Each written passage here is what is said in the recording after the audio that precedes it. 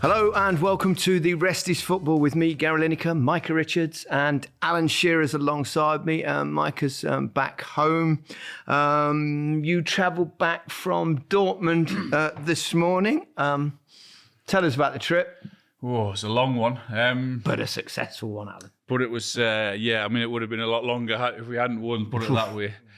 On the way there, it was about 4.5 hours on the train. And then quickly into our hotel, quick bite to eat, and then 2.5 hours to the ground. And then once we got to the ground, it was just in straight away. And into the game, it was like there was just no time to think about it, because it was like the traffic was mad, the atmosphere was mad, and everything else. And then the game was. We'll come to the game in a minute. But travelling wise, it was. But you've just got back. What time? After 7 hours. 35 minutes in a car. Oh, God. With Danny Murphy. With Danny Murphy. It felt like 78 hours, yeah. Bless him. We like Danny. Yeah, we had some good stories. It was a good lad, Danny. Yeah. The game. Oh. I mean, you would like first you're doing radio co-commentary. Mm-hmm. How does that differ from television co-commentary? It's different, yeah, because you can get a name wrong and no one can see who it is, so it doesn't really matter. Whereas on the TV... It was Ollie Watkins that scored, by the way. Yeah. No one can see who it is, so it doesn't matter. They're just listening to you. They haven't got a clue. But on TV, if you get one name wrong, they're coming for you. That's the difference. Yeah. And I suppose as well, because people can't see for themselves, do you have to kind of explain the picture a little bit more? Yeah, that's it. You got to try and draw a picture so they can sort of see it through the radio, if you know what I mean, rather than, because everyone can see it on the television, what you're trying to tell them, but you've got to try and draw the picture for them on the radio. It's much better because you see the bigger picture. You're in the ground, you're looking down on the pitch and you're feeling the atmosphere, and that's the beauty about doing the co-coms or the commentary. You just get a great feel of it, Can I just ask you about your voice as well? Because I put in our group the commentary. I thought it was outstanding. Smashed it and again. I'm giving you praise again, and I hate it. Thank you. You're a lot more, would you say, animated when you're speaking into the mic, doing radio in a big moment? Yeah, I think so. I think that's part of trying to tell the scene or draw the picture or tell it how it is and feel the excitement or the disappointment, whatever it may be. I mean, you've always got to be aware that you've got to tell it how it is in the stadium, because you're not sat back in the studio, so it's not difficult to pick up the atmosphere, and sometimes you get a bit carried away in that, I think, as well. But I think that's all part of the emotion and seeing what it's like in the ground. What made you do co-coms? Because Alan Shearer, we know you on Match of the Day. We know you in a studio for big games. What was it that made you... He got sick of sitting next to us. Do you know what it is, though? I actually did the co-coms for England games back in 2005, 2006. In my last year, I did it. I can't remember. Yeah, I did it with Martin Tyler. I did like 5 or 6 co-coms, and Steve Bauer, who obviously we all know very well, said to me a few years ago, do you fancy doing the Champions League final with me? And I said, yeah, absolutely. It was for another company. And we did it, and we really enjoyed it. I got a really good buzz for it and a feel for it. And then sort of Steve then put me out to a few more people. And then I did Amazon. Then I've done a few co-coms on the radio over the past few years. And do you remember the Liverpool-Barcelona game at Anfield? Oh, God, was there? Yes. I did the co-coms for that with Ian Dennis, and then I felt, oh my God, this is incredible. You got the Midas touch, the games you pick. Yeah, I seem to be really lucky with decent games. It's the penalty shootout. I mean, you smashed that obviously with the pressures for tyres and stuff. But I've heard the radio one as well, and you absolutely nailed it, because you've got to go passionate and you've got to tell the story and you're not got to muddle your words. I know, and it was like, because you probably didn't hear it, but about 15 minutes before he came on, John Murray said, "What do you think the manager should do, I said, well, I think he should bring Ollie Watkins on, because those two centre-halves aren't the quickest on the turn. And they just haven't had to do that the whole of the second half. Everything's been in front of them. So if I was Gareth, I would bring Ollie Watkins on. So when he came on and scored, I was like, yeah, okay, that's all right. That's not too bad. Yeah, kind of saying the same thing, but only here in the room. often the times you get it wrong, but wow, what a substitution it was. Yeah. I mean, not only Ollie, but Cole Palmer as well. England. What did you make of it? I mean, we've had our view. I think most people are the same. Great first half. Yeah, it was without doubt the best 45 minutes they've played. I loved their attitude in terms of going behind and then saying okay, and that's not a problem. They then went on the front foot. I thought their passing was much better. I thought their pressing was much better. I thought they're getting Phil Foden on the ball. Mainoo, who I thought was outstanding. I just thought everything about it was what we'd wanted the whole tournament, what we'd hoped that we were going to get from the off. And it was a massive improvement. I really, really enjoyed the first 45 minutes. It was just full of energy and full of really good play. And, of course, we got the penalty, which... What do you think? We don't. Never, ever, ever a penalty for me. No. Never a penalty. I mean, if I was a Dutch fan, I'd be absolutely raging that was given against them, because the defender is actually trying to block the ball, and it's only because of Harry Kane's follow-through that he connects with the defender. Yeah. And the referee didn't give it. So for then the VAR to say, you've made an absolute howler. Remember, this is what they told us. It's only going to be brought in for the howlers, and they're not going to re-referee a game. That was a classic of them re-refereeing the game. But even if they should never have been sent to this. Even if they're re-refereeing the game, they're re-refereeing it wrongly, because that's not a penalty. We got lucky with that decision. But to go a long way to win a tournament, you need luck. And I don't think England have had it very often in the past. I think, we missed out on a penalty shootout, gazzed by a stud from going through, possibly winning the tournament. Yeah. The hand of God. In 1990, Chris Waddle in extra time against Germany hits the inside of the post, and it bounces out between Platty and me, and it could have got, otherwise we'd have probably gone through, maybe won.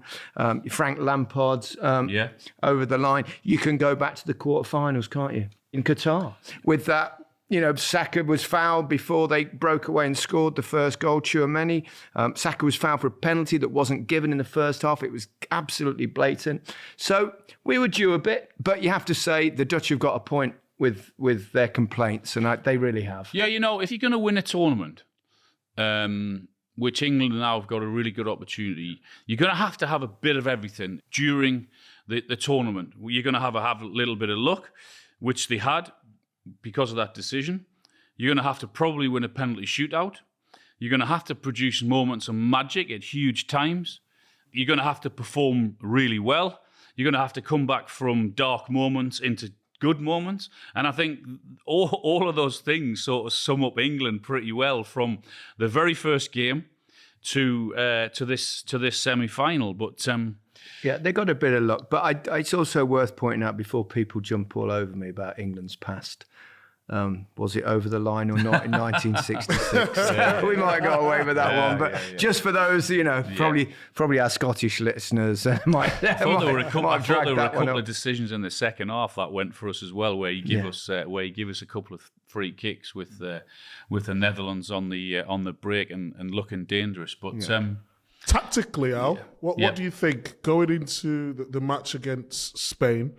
Would you keep the same formation that we've played in the last two games against Netherlands and Switzerland as well? Yeah, but I think if you notice also that, particularly when he brought Luke Shaw on for the second half, which I thought was the right decision as well, because there were 2 or 3 occasions where Kieran Trippier had got down that left-hand side and the ball could have come in early. Didn't cross it and it didn't come in. We came back into the middle and out to the right-hand side and sort of slowed it down again.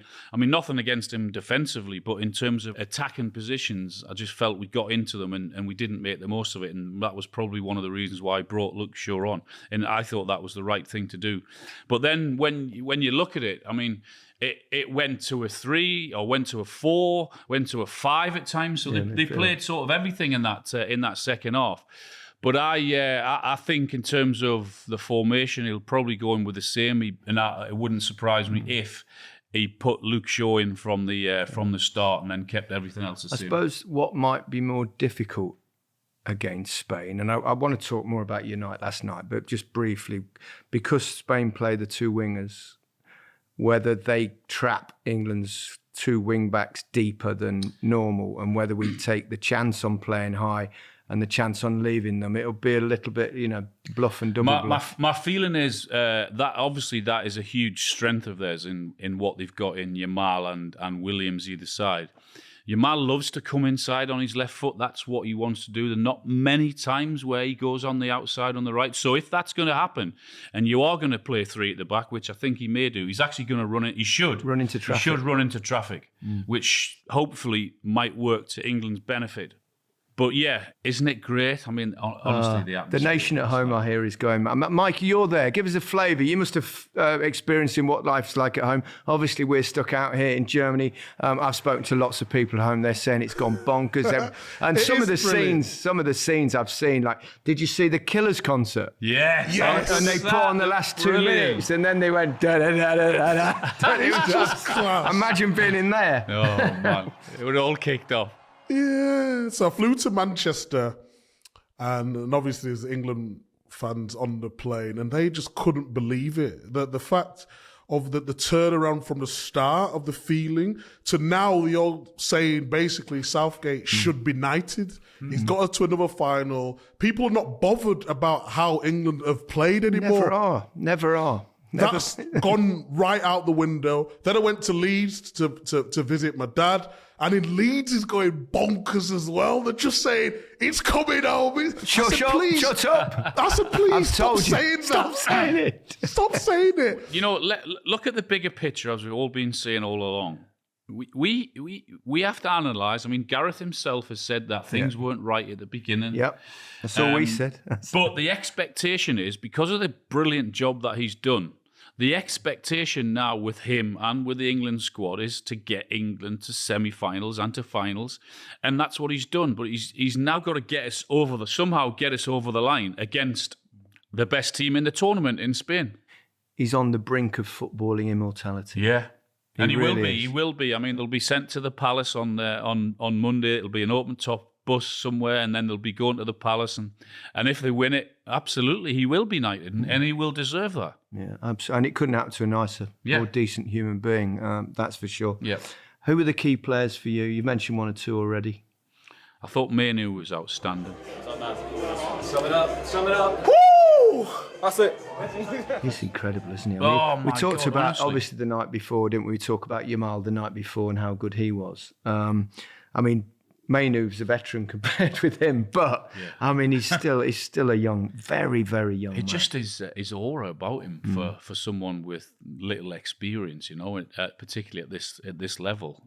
He looks so comfortable. Phil Foden was brilliant, and particularly first half. He looked so comfortable. He looked so unlucky not to score. He was one. Twice. The one that hit the woodwork. Yeah, it was almost identical to Yamal's, wasn't it?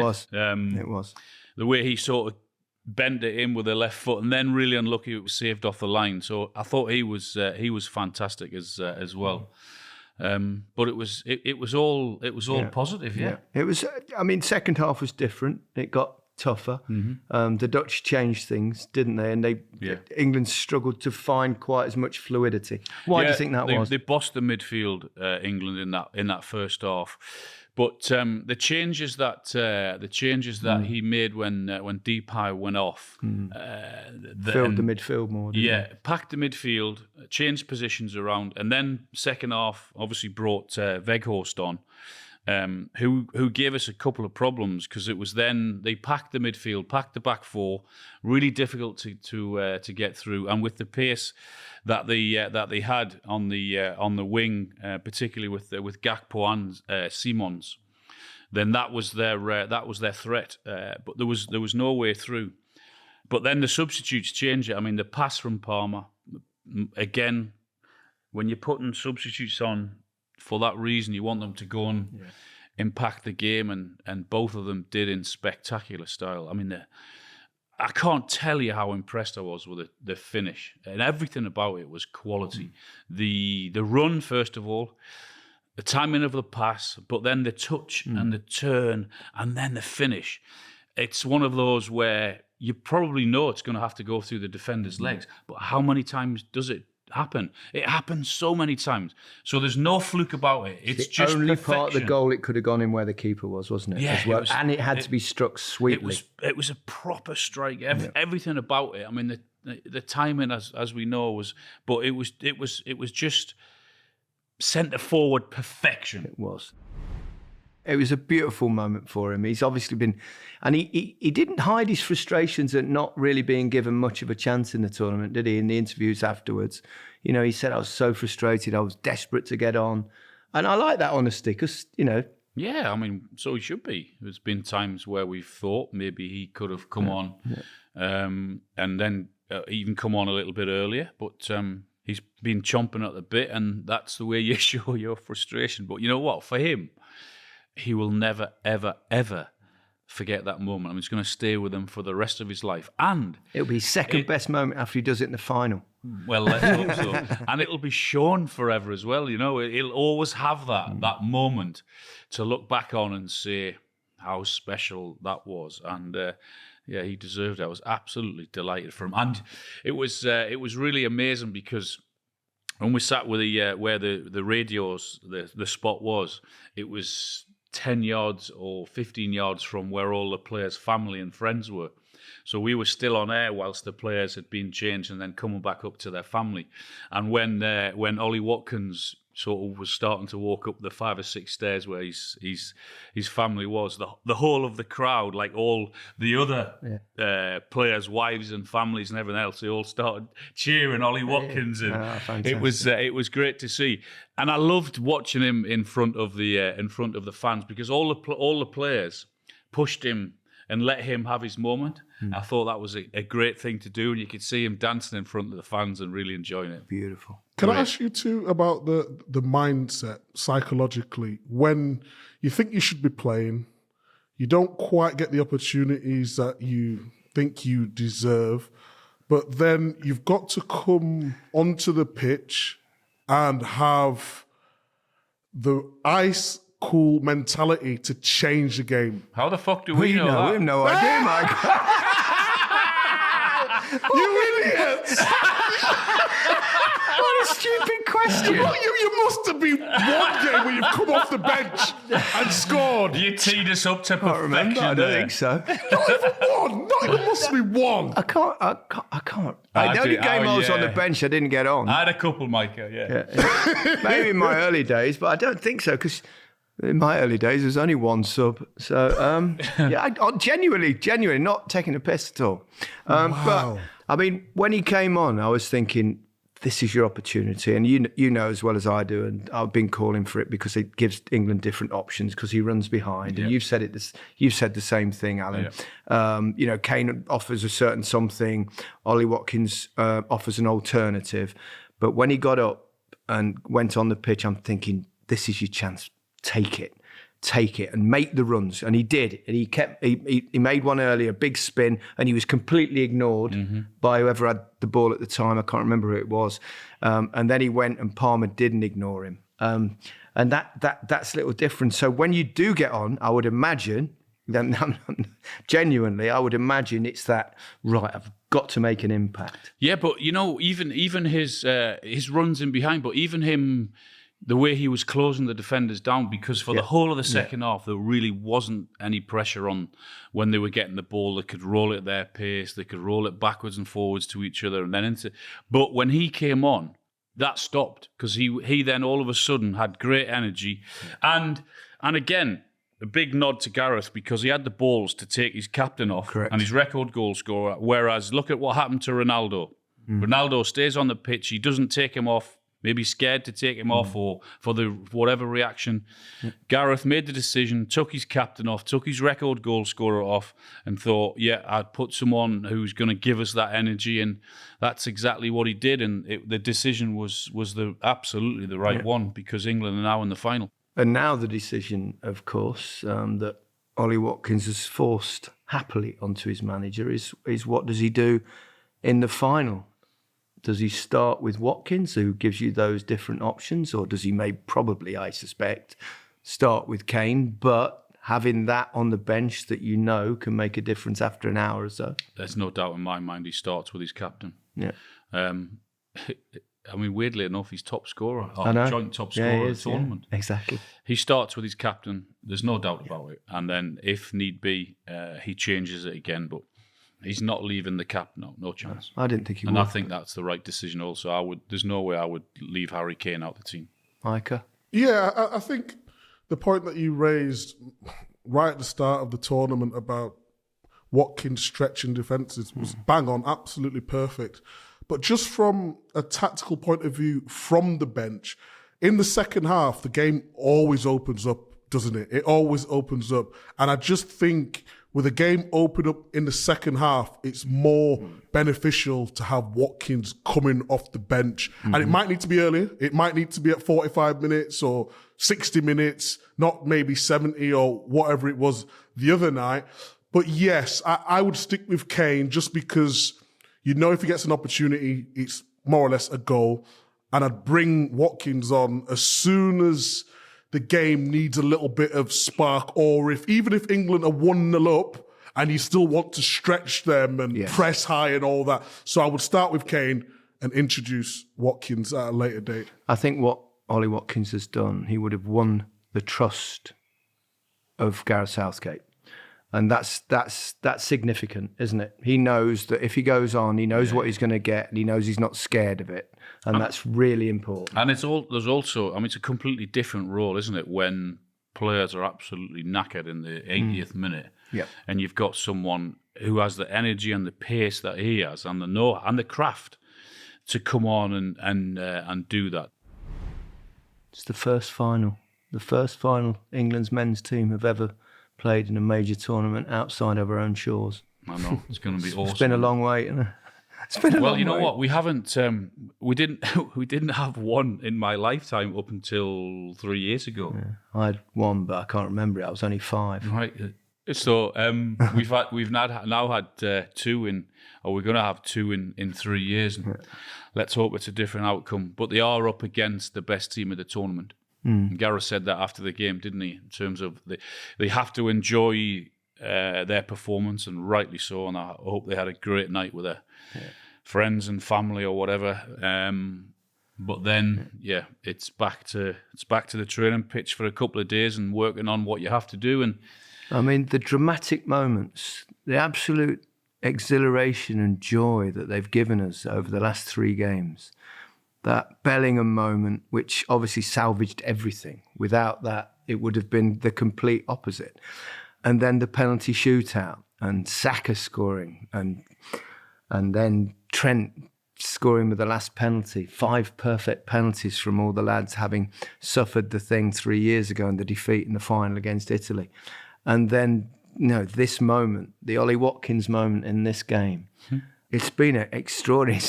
It's not good on the health or the heart, I don't think. Do you? There was a couple of the guys that were saying it yesterday. They just, because of how things have fallen for England and happened. I mean, is it? I don't know. Is it written in the stars? Well, you can say those things. Let's. Many things have happened. I think if they do go on to win it, we'll say that afterwards. So many things. They don't want to tempt fate. Even the side of the draw. Everything fell right, didn't it? Everything fell right. And it has done before for Gareth in terms of the draw side of things.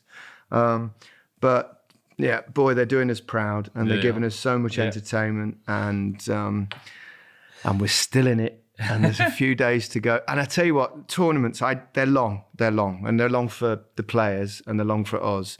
But when the players go all the way like this, it makes the whole experience of covering it in a selfish aspect as well. So much better. So, I mean, this last week, if England have gone out, it's saying the penalty shootout, or even against Slovakia, the last couple of weeks, they drag. I mean, we still get up because there's big games and there's final and this, but when England are in it all this way, I mean, it makes such a difference, doesn't it? To everyone's mood that's working. I'm having my celebration drink tonight because last night it took like an hour and a half to get back. By the time we got back to the hotel, the bar was shut, and we had to be up at 7:00 because we were leaving at 7:30 for a 7.5-hour car ride. So I'm going to have a few drinks tonight. Where are you when we need you, Micah? I'm having a detox, I told you. I'm having a couple of days out. Did you have no celebration? You No. Really? We'll celebrate on Sunday. Absolutely. Where are we going? Can't wait. That's all for today's episode of The Rest is Football. Do join us tomorrow, where we have 2 special episodes coming out. We will be joined by England legend Rio Ferdinand. That will be our first offering tomorrow morning. And then we have an episode concentrating on Spain with the Spanish football correspondent for The Guardian, Sid Lowe. He's also co-host of the Spanish Football Podcast, one of Goalhanger's finest. That episode will be going out around lunchtime. We're here for you, folks. We're here for you. But for now, goodbye from me. Goodbye from me. Goodbye from me. Come on, England. Come on.